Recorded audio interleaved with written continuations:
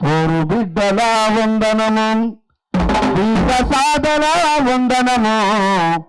తోరు బిడ్డల వందనము. సరే,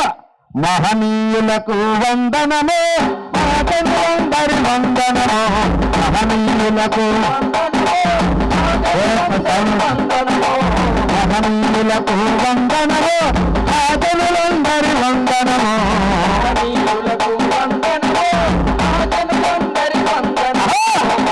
సాధన వందనము, సదా వందనము,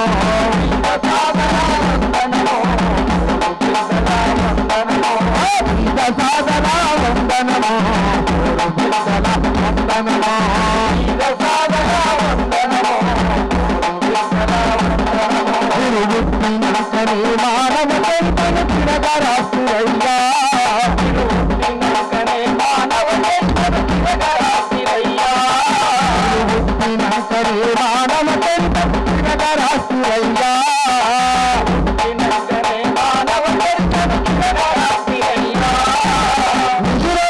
మా జాతి బిడ్డలను కట్టిలేస్తురయ్యా,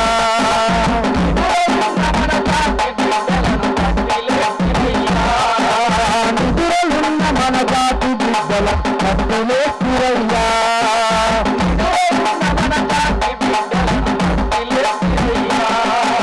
కులం కొల్లును మతం మొత్తను విప్పి చెప్పురయ్యా,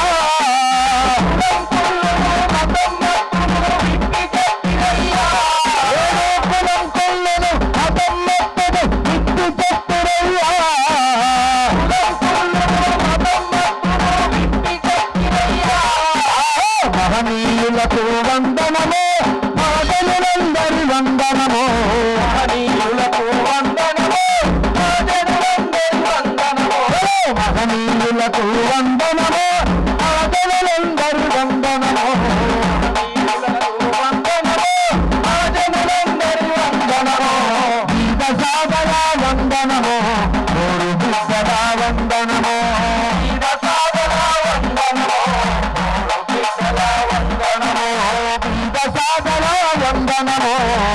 వందనము, వందనము,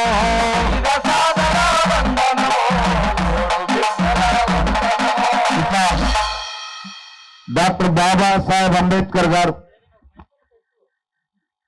భారత రాజ్యాంగాన్ని రచించకపోయింటే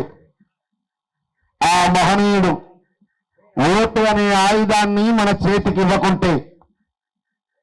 ఆ మహనీయుడు భారత రాజ్యాంగాన్ని రచించకపోయినా, ఓటు అనే ఆయుధాన్ని మన చేతికి ఇవ్వకపోయినా, ఇంకా తరాలు గడిచినా యుగాలు గడిచినా మన బతుకులు మన జీవితాలు అణచివేసే విధంగానే ఉండేవి. అట్లాంటి ఓటు అనే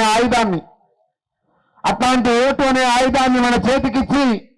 ఎవరికి తల వంచకుండా మన హక్కులను కారరాసే విలువలు ఎవడైనా తెలంగాణ రాష్ట్రంలోనే కాదు ప్రపంచంలో మానవ జాతి హక్కులను కాలరాసే వెధవలు ఎవరైనా ఎదిరించి నిలబడి ఓటనే ఆయుధాన్ని చేతులు పట్టుకొని బతకమని చెప్పి భారత రాజ్యాంగాన్ని రచించిన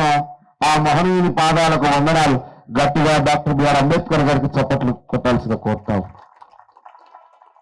అట్లాంటి ఓటు అనే ఆయుధాన్ని ఇచ్చినటువంటి ఆ మహనీయుని కళలను, వారు కన్నటువంటి ఆశయాల బాటలో తెలంగాణ సమాజాన్ని, ఈ 4 కోట్ల సమాజాన్ని